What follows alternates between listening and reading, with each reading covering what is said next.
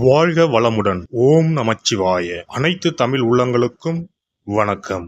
இறை நம்பிக்கையும் கம்பீரமான தோற்றமும் கொண்ட தனுசு ராசி அன்பர்களே, இதுவரை புத்திரஸ்தானமான 5ஆம் ராசியில் இருந்த குரு பகவான் சித்திரை மாதம் 18ஆம் நாள் முதல் சத்ருஸ்தானமான 6ஆம் வீட்டில் சஞ்சாரம் செய்ய இருக்கின்றார்.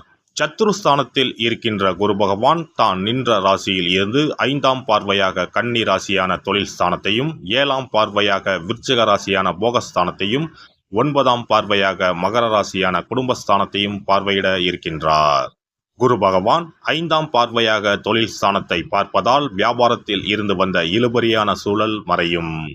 அரசு வழியில் சில உதவிகள் கிடைக்கும். சொந்த ஊர் தொடர்பான பயண வாய்ப்புகள் கைகூடி வரும். கௌரவ பொறுப்புகளின் மூலம் வெளிவட்டாரத்தில் மதிப்புகள் உயரும். குரு பகவான் 7ஆம் பார்வையாக போகஸ்தானத்தை பார்ப்பதால் உடலில் இருந்து வந்த மந்தத்தன்மைகள் படிப்படியாக குறையும். எந்த ஒரு செயலையும் ரகசியமாக செய்து முடித்து வெற்றி அடைவீர்கள். பழக்க வழக்கங்களில் சற்று கவனம் வேண்டும். வெளிநாடு செல்வது தொடர்பான பயண வாய்ப்புகள் சாதகமாக அமையும். குரு பகவான் 9ஆம் பார்வையாக குடும்பஸ்தானத்தை பார்ப்பதால் குடும்பத்தில் இருந்து வந்த கருத்து வேறுபாடுகள் நீங்கி ஒற்றுமை அதிகரிக்கும். மனதிற்கு பிடித்த விதத்தில் உணவுகளை உண்டு மகிழ்வீர்கள். தனவரவுகளில் இருந்து வந்த தடைகள் விலகும். விலை உயர்ந்த பொருட்களை வாங்கி மகிழ்வீர்கள். குரு பகவான் புத்திரஸ்தானத்தில் நிற்பதால் தந்தை வழி உறவினர்களிடத்தில் சூழ்நிலை அறிந்து செயல்படுவது நன்மதிப்பை உண்டாக்கும். எதிலும் நேர்மறையான எண்ணங்களை வளர்த்துக் கொள்வது மன அமைதியை ஏற்படுத்தும். இழுபறியான சில விஷயங்களை செய்து முடிப்பதற்கான சூழல் ஏற்படும். நெருக்கடியாக இருந்தவர்கள் விலகிச் செல்வார்கள். சஞ்சலமான சிந்தனைகளால் குழப்பங்கள் ஏற்படும். நீண்ட நேரம் கண் விழிப்பதை தவிர்ப்பது நல்லது. நட்சத்திர சஞ்சார பலன்கள். குரு பகவான் கிருத்திகை நட்சத்திரத்தில் சஞ்சரிப்பதால் உத்தியோக பணிகளில் பதற்றமின்றி செயல்படவும்.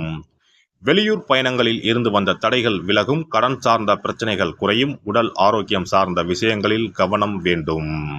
குரு பகவான் ரோகிணி நட்சத்திரத்தில் சஞ்சரிப்பதால் எதிர்பாராத சில அதிர்ஷ்டகரமான வாய்ப்புகள் உண்டாகும். நீண்ட நாட்களாக தடைப்பட்ட வரவுகள் கிடைக்கும். வியாபார பணிகளில் சிறு சிறு தேக்க நிலைகள் உண்டாகும். உறவினரிடத்தில் பொறுமையுடன் செயல்படுவது நன்மதிப்பை உண்டாக்கும்.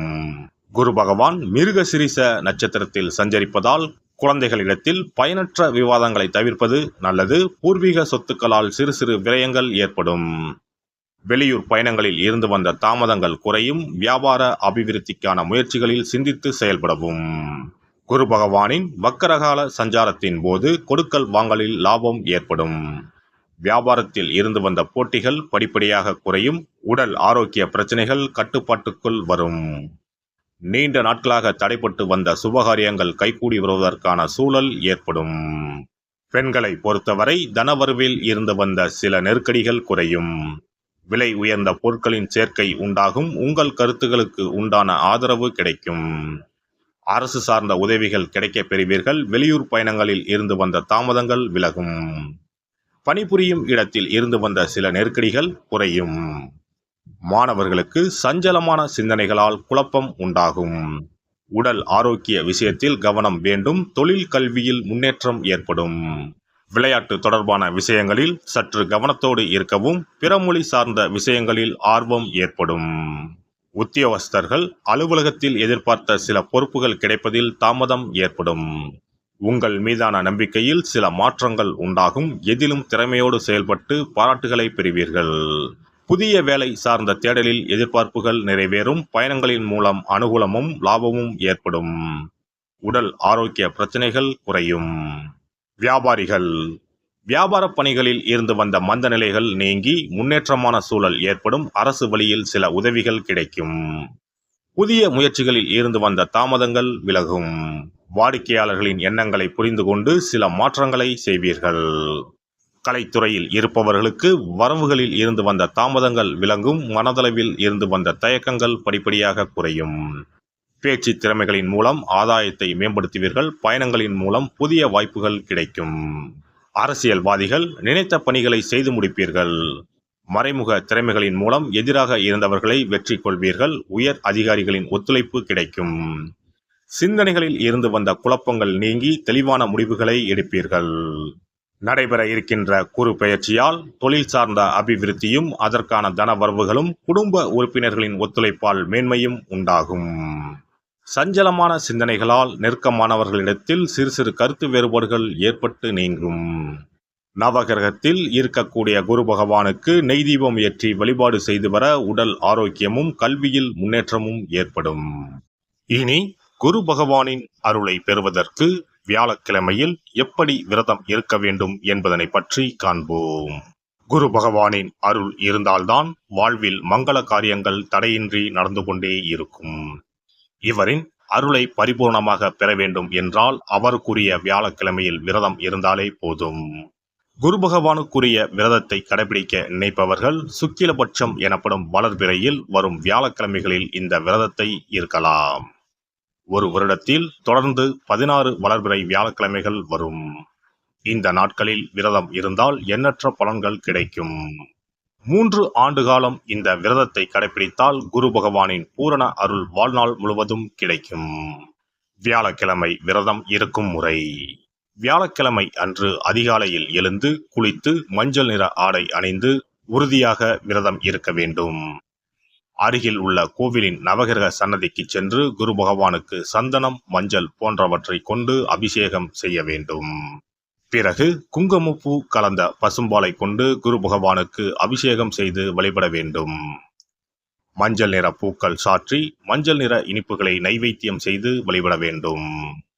மாலை நேரத்தில் மஞ்சள் நிற இனிப்புகள், ஆடைகள் போன்றவற்றை வறுமை நிலையில் இருப்பவர்களுக்கு தானமளிப்பது நல்லது. இரவில் உப்பு சேர்க்காத உணவை சமைத்து சாப்பிட்டு வியாழக்கிழமை விரதத்தை நிறைவு செய்யலாம். குரு பகவானை வழிபடும் முறை. குரு பகவானுக்கு தேங்காய் எண்ணெய், நல்லெண்ணெய், நெய் ஆகிய 3ஐயும் கலந்து விளக்கேற்ற வேண்டும். குரு பகவானுக்கு ஏற்றப்படும் விளக்குகளின் எண்ணிக்கை 11 அல்லது 21 இருப்பது சிறந்தது. குரு பகவானுக்கு பிடித்த மலர்கள் முல்லை, மல்லிகை. ஆகையால் அவருக்கு முல்லை அல்லது மல்லிகை மாலையை அணிவித்து கொண்டை கடலையை படைத்து வழிபடுவது சிறந்தது. வியாழக்கிழமை தோறும் சிவன் கோவிலுக்கு சென்று குரு பகவானுக்கு அர்ச்சனை அல்லது கற்பூர ஆரத்தி செய்து வணங்கி வருவது நல்லது. ஆலயங்களில் நவகிரக மூர்த்திகளிடையே உள்ள குருவுக்கு வியாழன் அன்று கொண்டை கடலை மாலை சாற்றி முல்லைப்பூ, சாமந்திப்பூ மற்றும் மஞ்சள் நிற மலர்களால் அர்ச்சித்து வழிபடுவது நன்மை தரும். வியாழக்கிழமை தோறும் கொண்டைக்கடலை, சுண்டல், மஞ்சள் வாழைப்பழம், தேன், சர்க்கரை, கற்கண்டு மற்றும் இதர இனிப்பு பொருட்கள் இவற்றில் ஏதேனும் ஒன்றை நைவேத்தியமாக படைத்து வழிபட வேண்டும். குரு பகவானுக்குரிய வளர்பிறை வியாழக்கிழமை விரதத்தை முறையாக மேற்கொள்பவர்களுக்கு வாழ்வில் பல யோகங்கள் ஏற்படும்.